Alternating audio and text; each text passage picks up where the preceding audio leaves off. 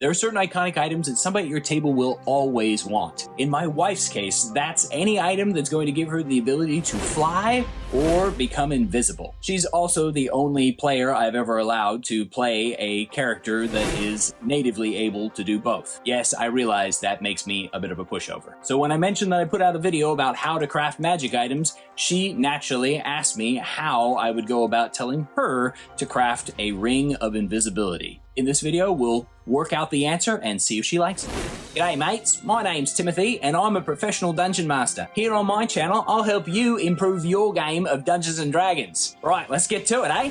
Alright, so step by step. First up, look up the magic item. Right, so looking at it in here, we see that it is a Ring of Invisibility, which is a legendary item that requires attunement. When we take a look at legendary rarity, we can then use Xanthar's Guide to try and give us an idea for an appropriate challenge for the core of the item, the thing that's going to provide the bulk of the value for creating the item, and also the item that's going to provide the sort of gatekeeping opportunity, so my wife has to decide whether or not the quest to receive this item is worth the cost. Xanthar's Guide tells us that to create a legendary item, we're looking at a CR range of 19 plus, putting us into the great big epic challenge levels. Now, obviously, my wife probably does not want to wait until the end of her character's career in order to be able to utilize this cool magic item that she's asking for right now. So we're gonna have to come up with some way to make that possible in the mid tiers if we want to make this possible at all. So next, I started checking a few of our other resources. First, the Merchant Sorcery's Rarities Price List, which is our handy little MSRP Excel sheet that I've got linked here for you. When we look up a Ring of Invisibility on that, we see that the MSRP suggested value is between 67,500 gold and 101,250 gold. Don't ask me how they came up with those numbers, but as you can see, they're pretty high. There's no entry for the Sane Magic Items price list, which means that the people on Reddit, when they were having that discussion, decided that the item was just incalculably valuable. It's not a good sign when it comes to offering the opportunity for players to create it, but because it is an attunement item, it has some restrictions, and because it's my wife, I'm likely to bend rules more than I would for anybody else. Dang it. Similarly, the DMG tells us on MSRP that a legendary item is priced somewhere between 50,000 gold and 300,000 gold. Quite a wide range that doesn't really give us a lot of useful information. For my system, I count the core item that I allow people to get from their encounters with major opponents is a significant portion of the cost, and again, that gatekeeping option. So the creature of CR 19 plus that they're going to need to encounter, overcome, or potentially slay in order to create this item is going to make up for the bulk of this cost, because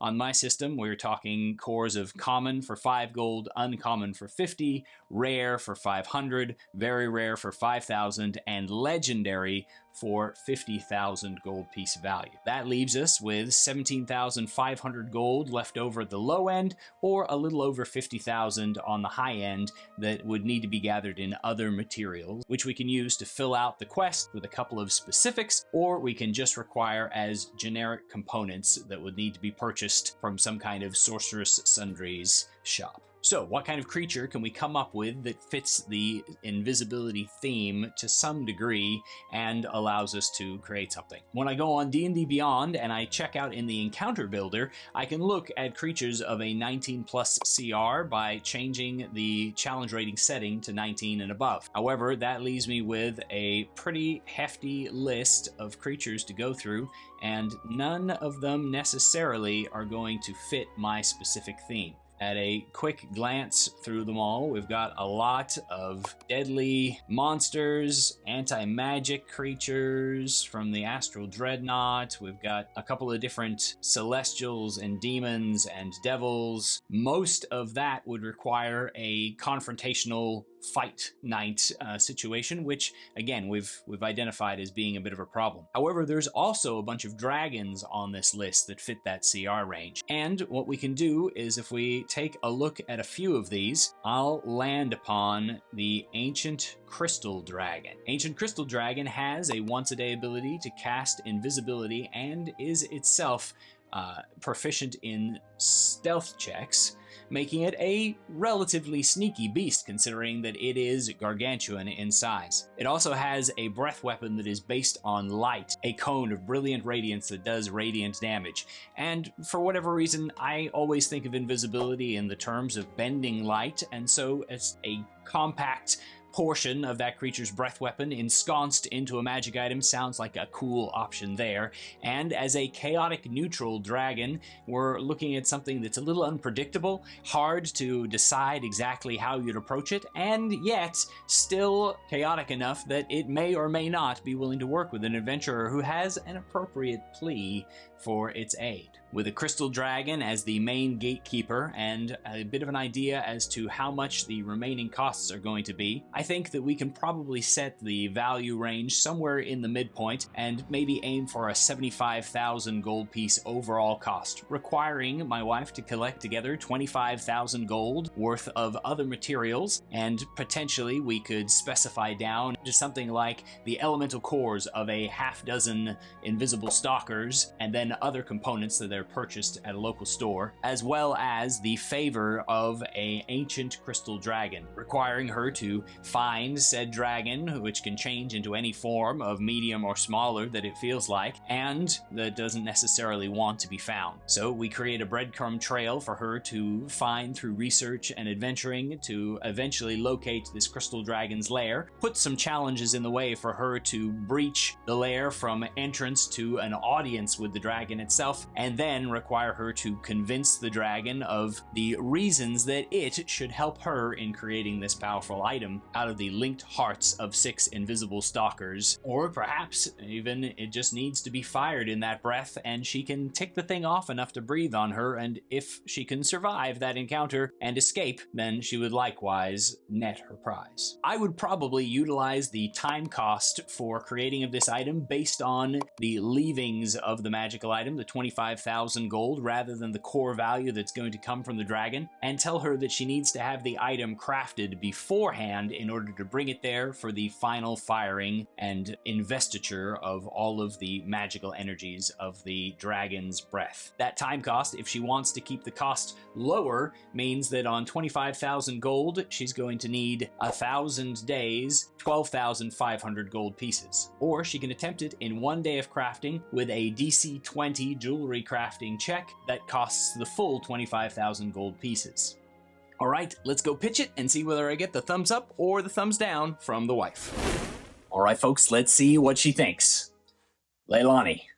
Within the vaunted halls of Candlekeep, an ancient tome details the recipe for a legendary ring of invisibility.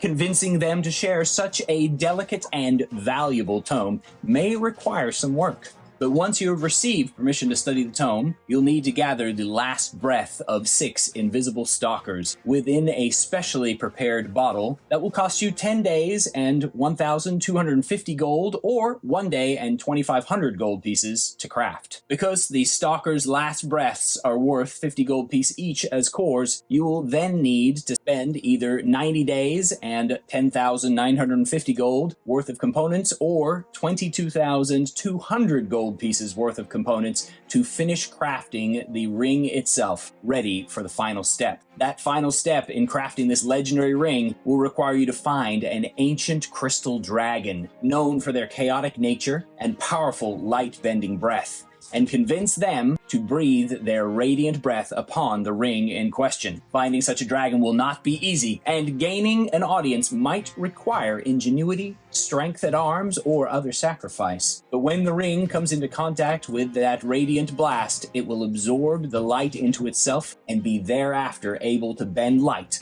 on command. What do you think?